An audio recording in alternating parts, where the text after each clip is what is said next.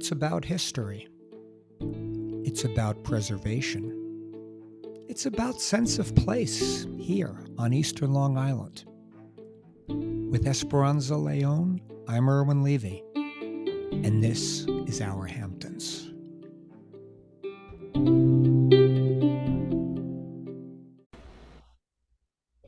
Esperanza, good morning.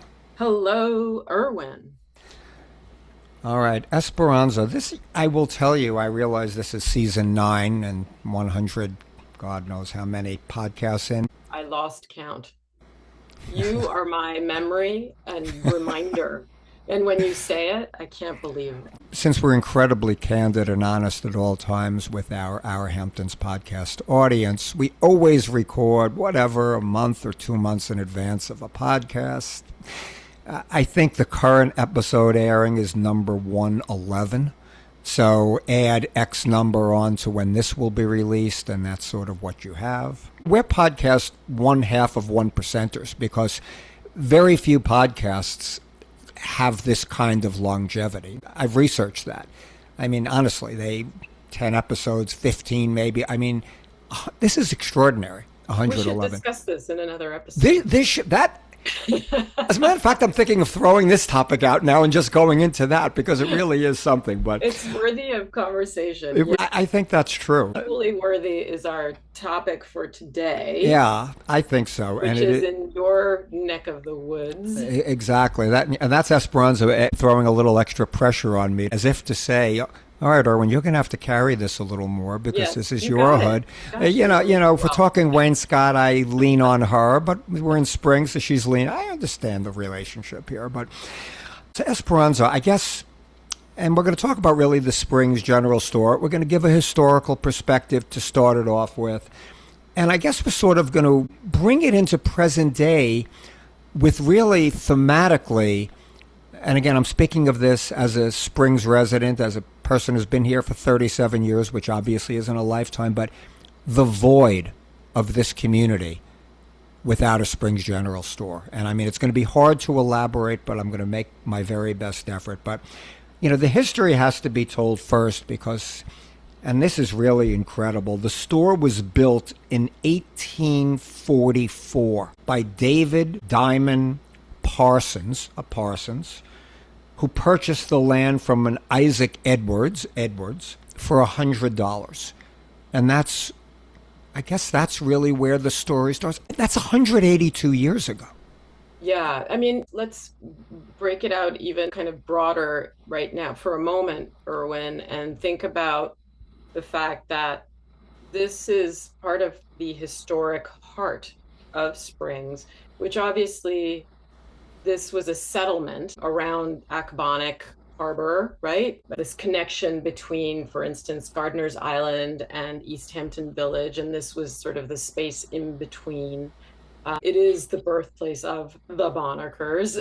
But the Springs Historic District, which is designated historic district within the town of East Hampton, is really a district that represents the 19th century character of that area. I'm sure, yes, there are 17th century structures that are still existing, but this particular section, which includes the Springs General Store and then also part of that area, the Ashawagh Hall, is from the 19th century, right? So that's what I just wanted to give sort of a broader description of it, because if you say Springs General Store as the heart of this, take away Ashawagh Hall. I mean, take away any of this. It's like a little triangle, literally. Exactly right. There's a triangle here at the center of Springs, right? Exactly. And add in the Springs Presbyterian Church over there and the Parker Anderson House, which is the Springs Library. This is really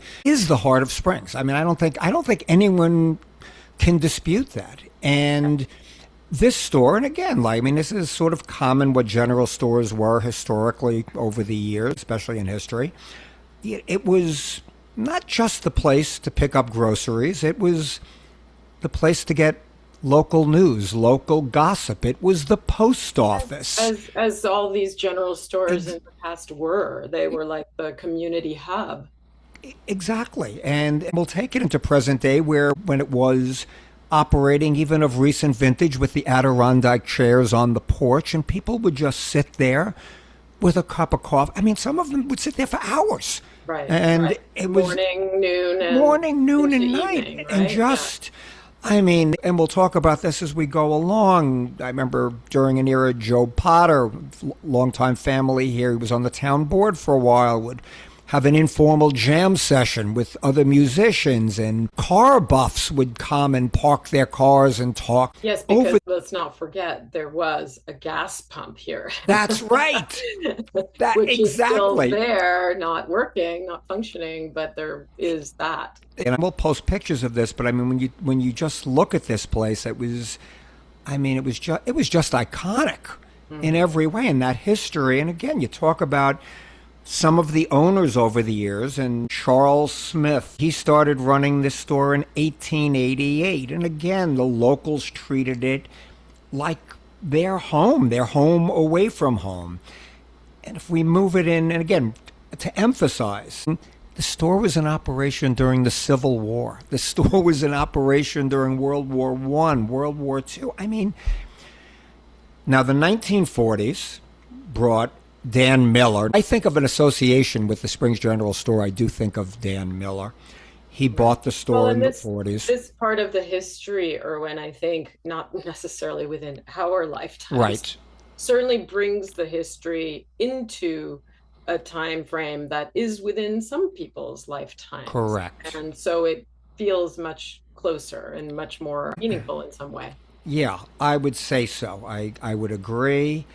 Now, Dan Miller in the 1940s bought the store, operated the store, to your point, for over 20 years. So he was here until whatever, we'll call it the early 60s, really a time many in our audience would know. And of course, there was all of those stories, we've spoken about these, how Jackson Pollock would go to the general store, Dan Miller would barter for some of paintings with Jackson.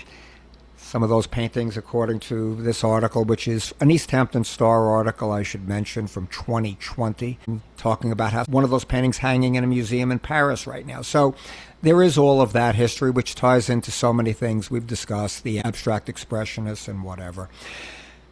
So Dan Miller died in 1975, and the business was sold to Michael Collins, who really, I think, bought the business more for the building, and he rented out the store for others to really run. And this article from the Star points out that during, and again, we're going into 2020, during its 170 years of existence, at that point, the building had more than 10 owners. Okay, so point being, this was operating as a general store for 1844. Yeah, and with evolution, right, or changes, obviously it didn't. By 2020 they weren't pumping gas outside, and right, and by 2020 it wasn't necessarily like the local grocery store, that the kind of place that Jackson Pollock would have gone in to get his groceries. This was more of a, what would you have called it, more of a deli with maybe some convenience items. Yeah. Right, yeah. If the store was located within the environs of New York City, they would call it a bodega, right? Affectionately, so to speak. But like a Dean and DeLuca. They did make a mighty good egg sandwich, though. And I don't know if Dean and DeLuca was doing that, but but you know what I mean. Yes, like it of course. Kept evolving, fitting in with the changing times of the needs of the community, but certainly still serving the community in a way that obviously, as you have pointed out, was like the heart and soul of Springs. And again, and we're gonna start moving to an article that Sarah Maslin Neer wrote. I think Ms. Neer is actually a Springs resident, or was. I think she still lives in Springs. She wrote this for the New York Times in 2011. And it's really talking a lot about the store during this era. And this is sort of the era when Kristi Hood owned the store. She owned the store from 2002 to 2022. And Sarah Maslin there is just talking about the store. And again, from my own perspective of living here, it was, you opened the door and the door squeaked, and it was a rickety door, and it would close behind you, and you would go in and the floors creak. The floors aren't even. It was the kitchen, and she goes in. It was 100 some odd degrees in the summer in the kitchen. It was just. It was built for another era. When we're going, obviously, really updated by the owner or the occupant. Exactly. And she talked about this, quoting Kristi Hood here, it's meant to be neutral ground. I want people to come in and feel welcome and be seen. And she talks about stories where there was a squabble between a Democratic town board member and a Republican, and she had to escort them from the deli counter into the parking lot. She was like a mediator, but it was that kind of place. What I also really appreciate, though, which was part of the history of this building from the beginning, I believe, is that she lived above the shop with her children. And that is something that you just don't really see so much around here anymore. It's a story we've talked about, like with Candy Kitchen, or right? Like these different places in the past that people would own the building. And in this case, Miss Hood did not own the building, but at least this was her livelihood and her the roof over her head. Right. And even an extension of maybe not living above the building, but when we interviewed Mark from Sip and Soda. Well, I remember with Mark, I think that's where we got a lot of this. Mark's family was living above the Candy Kitchen. Exactly. And even though he may not be living atop Sip and Soda, he's immersed within that community. And Kristi, and that's a great point that you brought up, I would bet my bottom dollar that Dan Miller lived above the store when he was running it too.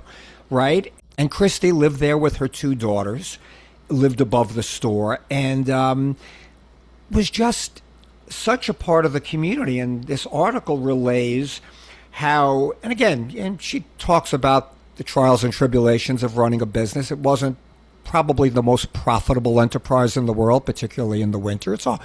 It's hard running a small business under any conditions, and out here, particularly with such intensity focused on a smaller period of time. Yeah, the resort community these days. Even more challenging. Yes. But she talked about how there was a plaque at Ashawagh Hall that bared her name, celebrating her contributions, not just financial contributions to Ashawagh, but the intangibles.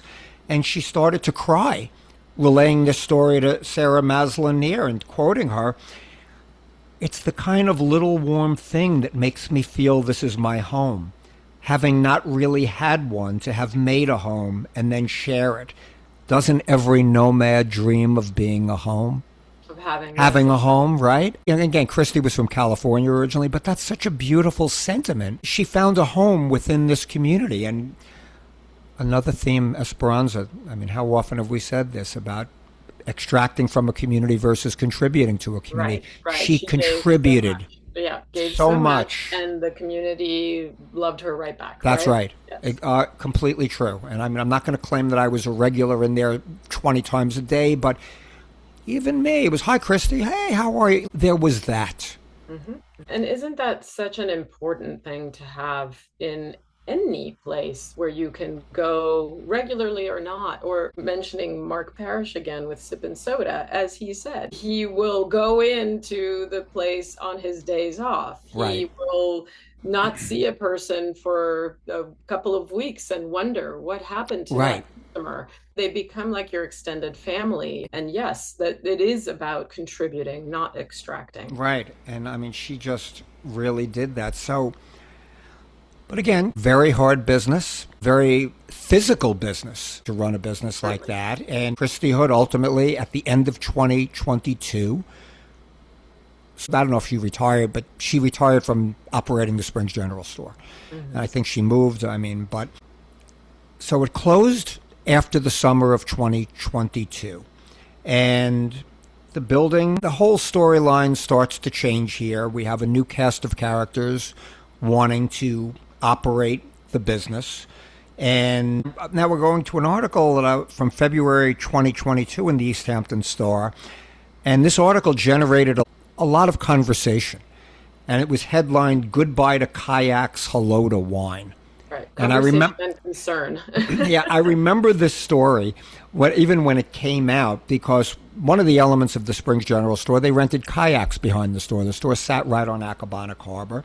And John Bennett. Which, I'm sorry, it wasn't a business that Kristi ran. This was something that happened separately from. I never rented a kayak behind there. I'm unclear. I'm not sure. Irregardless, the point was you could rent a kayak off the shore of the Springs General Store. The larger point is the access that right anybody, the public, could have to the harbor from that point. And once that use, if you will, was removed, there goes the public access to the water and to all these different sites around that place. The public access with the access to actually rent a kayak. If you own a kayak, yes, you could launch off Landing Lane or Louse Point or whatever, but if you don't have one, whoever was operating it, this was a place where you could rent that kayak and go off. So it was a real niche in a sense. But talking about this story, John Bennett became one of the owners of this general store, and he appeared before the planning board. This is talking about this, seeking to discontinue renting, launching the kayaks, and to rather sell organic wines out of a converted storage shed instead. And that would require a change of use.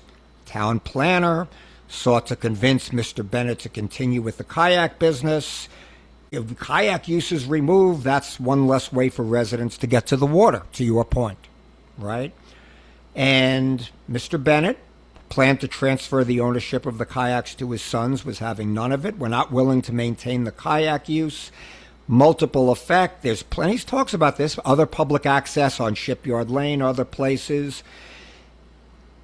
If they kept the kayak use and added the retail wine use, and again, this is where we're getting into the weeds, the third use would trigger a septic redesign, require a natural resource permit, stressing he wanted to do the minimal amount of change with no intent to intensify the use here. Okay? This is the backstory. Michael Hansen, now our town clerk, right, but at this point was a member of the planning board. His thought was this is a big switch. Kayaks to wine sales. Kayak rentals only happen 3 or 4 months a year, according to Michael, but wine selling would be a year-round business.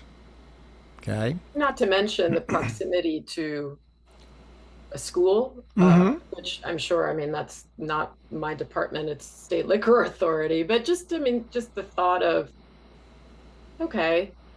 Right. Exactly. Yeah. It's a general store. Okay, apply for, but why do we have to create a whole little shed for this? I'm not sure. I don't understand the whole situation. Yeah, we're almost just tracking the trajectory here of this incredibly iconic historic building and sort of bringing it into what's going on now. And again, it takes in, obviously, Esperanza is taking in elements of themes we've spoken about. How many times between zoning and planning and everything else. And here's where it really gets interesting. And Mr. Bennett actually made a comment about this. The parking, and this is the town planner, Mr. Wu, talking, is undelineated. It's haphazard. It conflicts with traffic. He suggested making a clear egress, organizing, marking the spots. And this is something, again, we've gotten into this, not with this subject specifically, and Mr. Bennett is answering. He goes, yes, you can make us change the parking. It's your jurisdiction. He did worry. And it's something, we touched on this earlier. This would completely change and suburbanize this parcel, right? Yes, I agree. But there is a happy medium, right? And that seems to not ever be explored. Right? I love a dirt parking lot. I do. And no curb cuts. And that's what it all is right now. There is a way not to blacktop the place and delineate parking spots and maintain a semblance of the historic character by doing a different design that delineates spots. But my concern with this is the lack of guidance that people seem to have with regard to the historic preservation aspect of this building, which is a landmark within the historic district, which is why I was explaining that at the beginning. This is a town designated historic district, and the town planners have the responsibility to, yes, meet code, but also meet preservation standards. And that's what you feel. I'm asking you this. You Not feel my that feeling, it's a fact. Okay, even better. Even better. It's possible. It is possible. And the lack of historic preservation, if that's a fair statement, Esperanza, as this particular project is going, maybe that's what's missing, right? Well, and some would argue, and I can't claim to have watched every single meeting with planning board or architectural review board for this particular application, but I would imagine that staff members of the town planning department and members of these boards would argue that they were sensitive to the historic character. And I would say, yes, to a degree, but I would argue, who is guiding the preservation of this building and the adaptive, not reuse, because it's still going to be sort of a general store. Right. But really, who is guiding this process? Yeah. I haven't seen an article anywhere that says there's like really solid input from a very knowledgeable expert in historic preservation, like an architectural historian. I'm not sure, and I could be completely off base, but I do feel that all of these issues that have been brought up along the way, and even just from the beginning with this particular application, had they enlisted the right team for this project, I don't think that this place, which we haven't exactly pointed out yet, would be still closed Right. since 2022. Yeah. And we're in now 2026, 4 years. And we go to another planning board member. That was just parking, right? And now Luis Cortez was a planning board member at the time, maybe still is.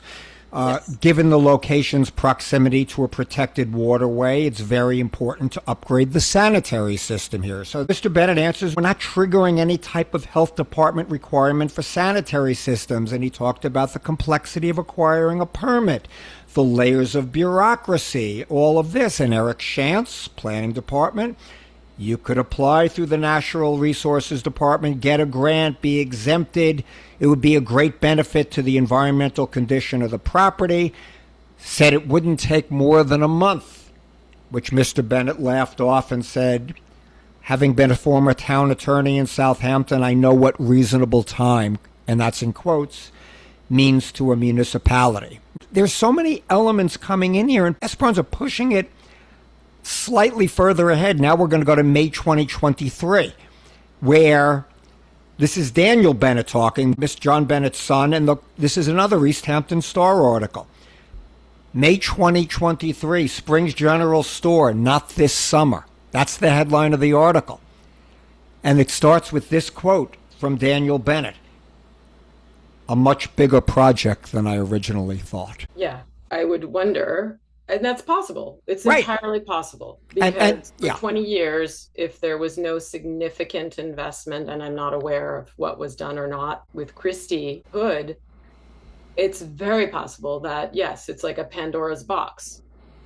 But I would also wonder if planned properly. But that's such a interesting quote, and it talks about him, how he walked through the shuttered interior of the store that was, again, goes back to 1844.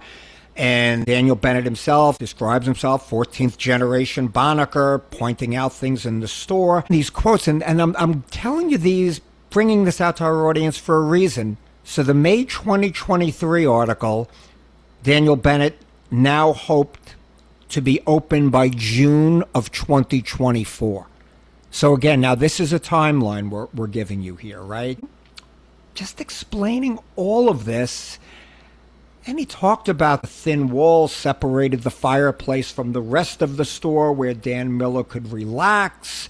And he describes all of these things in detail.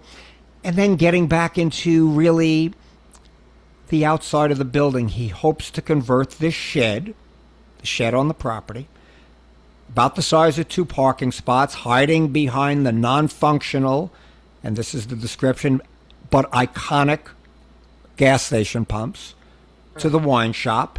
And the vision has always been this small, artisanal, natural wine shop in this space. There's no place out here that does this exclusively. It's really born out of this beautiful and romantic idea. This is in his words. Hey, wouldn't it be cool if people could eat their cheese and sandwiches, have their wine, watch the sunset? I'm listening to you, Erwin. I'm thinking about, and again, I keep mentioning the episode with Sippin' Soda, and I think of how different in so many ways things are, and maybe not. Maybe this has always happened, but that one buys a business and a building, and then has all these like, oh yes, I'm going to preserve it and do this, but I'm also going to like make this whole new thing. And I think about the simplicity of people, the immigrant experience of the past, where you would have somebody buy a business, buy a building, often just keep the name. Right. And keep it going, and maybe just start making ice cream as your staple, but you're not really reinventing the whole business. And this has been happening so much more in recent times, where you have iconic places like Gosman's or even Gurney's that just have become something that they never were. Yeah, and we could even just use the blanket word, Esperanza, right? Something different. Well, in a phrase that I like, that I see used frequently lately, is that everything aspires to offer an elevated experience. And I've never quite put my finger on what elevated is. When towers of Popeye's chicken tenders, right? Or yes, Montauk. Exactly. Yeah. $750. Something like that. That's another episode onto itself at some point, I'm sure. But, again, Daniel Bennett continues. And again, in this article from the East Hampton Star, walking the property, and this is a quote, "I recognize I'm a steward here and want the community to be able to enjoy this space." And this is him talking. If you look at the survey, it's a minefield. It's all pre-existing, non-conforming. Remember, 1844, right? As soon as you try to update something, you trigger all new codes. We know all this. Esperanza, if I do a bathroom in my own house and the contractor opens up a wall, well, these beams now have to... It's a Pandora's box. It's a Pandora's box. It's a can of worms. I've never done a renovation in my life, in my own homes, that didn't exceed the estimate because, oh, Erwin, look what we found. Right. I'm doing a roof. Oh, well, look at the beams under the... No matter what it is, the numbers change, the parameters of the work change. So we could imagine when it's a building from 1844, right? And he talks about that. You try to update something, you trigger all new codes. It's a dance. If you do that, this is going to happen. Then you're going to ruin this. How do I keep the community and planning board happy and not let it ruin my dream and take the joy out of the process? And in the end, have a business that works in a building that's not going to collapse? Who gets to renovate an 1840s farmhouse on the water? That's a rhetorical question. It's a project. And he writes... Even though he's only 37, it could be his last. I'm young enough I could do this now. Well, it's probably aging him, but, but... So Esperanza, in 2025, New York Magazine, so again, now we're pushing it yet another year, 2025, with an article in New York Magazine, how hard could it be to open a little general store? A cute little general store. Cute little general. Thank you. This is why. The qualifier here is really important. Okay, thank you, Esperanza. God, what would our Hamptons podcast audience? What would we do without her? I mean, honestly, I really need to be reined in. Part of that. Exactly, but I need you for those corrections. I'm telling you, It's cognitive decline. Now it's when you're supposed to say, Irwin, not at all. But anyway, not at all, Irwin. Thank you very much. Fragile male ego appreciates that. But, and again, it sort of does a little side by side, which we're not going to get into. The Accabonac General Store, which apparently opened a little bit easier. But again, it just runs through some of these same stories, how the Bennetts grew up in Springs. They come from a long line of Bennetts.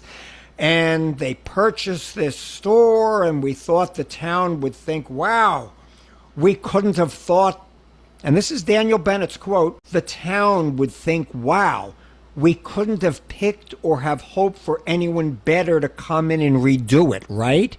And then Daniel Bennett adds, wrong. We started getting Daniel Bennett quotes from 23, 24, it's now 25 into this process, right? So you start to feel his frustration. Part of it's got to be understandable, but he's still in limbo, right? 2025. And the storyline goes, this article in New York Magazine, the mood around the property project started to change after the Bennetts posted the permits. And that article we spoke about earlier, the Star article, Goodbye to Kayaks, Hello to Wine. That's where the feeling started to apparently change, like, wow, what's going on here? It was Daniel saying the thrust of the article, this is his interpretation, being that these rich kids from the city were getting rid of your kayaks in exchange for liquor so they can throw parties. That was Daniel Bennett's thought, was the perception of what was going on after that New East Hampton Star article. And again, this article, and this is right from New York Magazine, I'm not editorializing, we're just really almost reading it verbatim. Daniel, determined to mitigate some of the souring public opinion, contacted the Star's editor for a correction, but it was too late. Everyone had their pitchforks and torches and said, hell no, Daniel recalls. It's a small town. Everyone pays attention.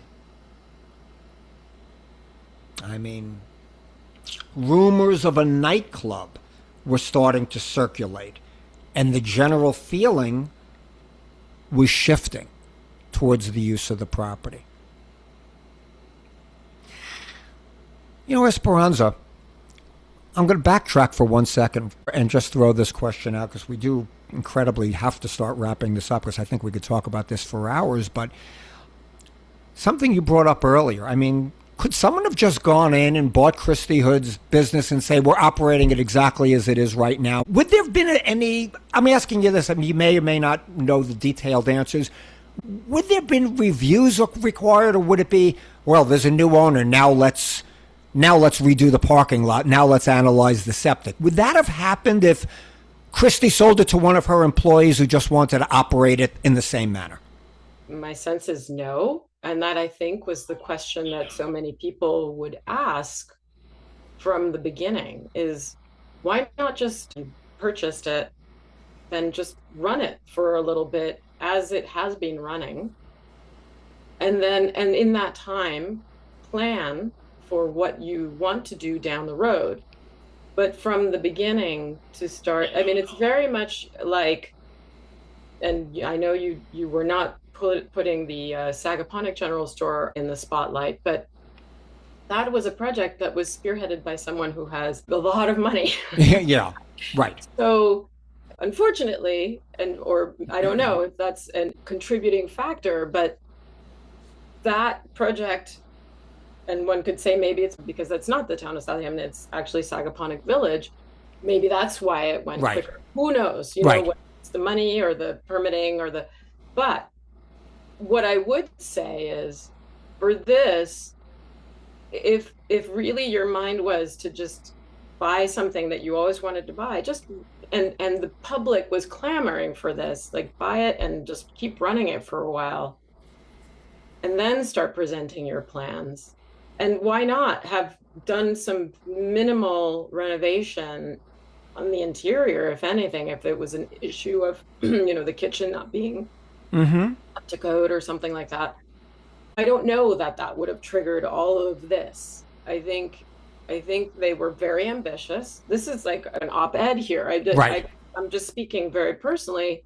this was a very ambitious project from the beginning, rather than just going in and saying we want to preserve what Right. building, what it has represented to the community to date, and that's it. Yeah, I mean, this is America, the land of opportunity. We're not raining down on someone's entrepreneurial spirit or anything like Not that, at all, but not at all. you know, But I think it's that lofty ambition that often gets, it's like sometimes those things just clash with, I have to say, there's got to be a reason that this has not proceeded the way it yeah, they and would and have liked. yeah, and I think all sides have their points of view. I mean, the Bennetts have probably sunk in God knows how much money into this project at this point. That this New York Magazine article concludes the last paragraph: the town approved the Bennett's renovation plan, the ADA compliant ramp. They like the new vegetation and the new septic system. In many ways, Yeah. it has been proceeding. Yeah. Yes, yes. And after absorbing, and this is what this article is saying, close to $1 million in expenses, 8 planning meetings. Remember, this article is 2025. Visits to 5 different boards over 3 years. Daniel was finally able to apply for the building permit that's still waiting for approval at this point. And I think just to wrap up this story, December 2025, an East Hampton Star article, and it closes like this. There are construction fences around the Springs General Store. And Daniel Bennett, again, December 25, confirmed that he applied for the building permit and everything else to do all of this. But here's the point I think we have to leave with, Esperanza. Even the best case estimate on the construction timeline, which has been shuttered for the last 3 years, won't open until the summer of 2027, with a worst case scenario putting the opening until late July of 2028. Incredible. Yes. Incredible. And you feel for all sides in a sense. I want to stress this from the community's perspective as we're closing this episode. The sheer loss to this community. I think that's the main point that you really wanted to get across, right? And I can only imagine and hope that the Bennetts are fully cognizant of that. So I'm just saying that I'm sure they are, and this is an infinite frustration to them as much as it is to the community that has been bearing this loss of a community hub. I think so. Yes, I know these people have big entrepreneurial spirits and they have other businesses, which last I checked is not a crime in America, okay? But I do feel people that have grown up here, they do have an affinity towards the place and a respect for the place and what it's meant to the community. We quoted Daniel Bennett in this podcast expressing exactly that. There's a part of him as a resident, as a Bonnacker, as a family with a deep lineage in this community, that it has to feel the same way so many of us do. And really, I think that's where we can close. We can't wait for the Springs General Store to return, Esperanza. It's just, the void is felt on every bike ride down School Street that I do. Every time I walk by and see the construction fence chain link surrounding that property, I look at that porch and remember people sitting on it, hanging out on it, the creaky door, everything. When people would come to visit us from going back 37 years now, that was always the first place I took them. Yeah, well, it's a charming part of Springs. And one can hope that the timeline is sooner than later, that the 2027 aim is met. And on that note, Esperanza, this is the somber Erwin now. As always, a pleasure. Thank you, Erwin. Until next time. Until next time.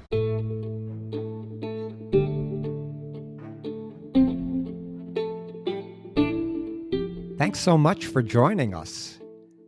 New episodes of Our Hamptons are released every other Tuesday. Find them wherever you get your podcasts.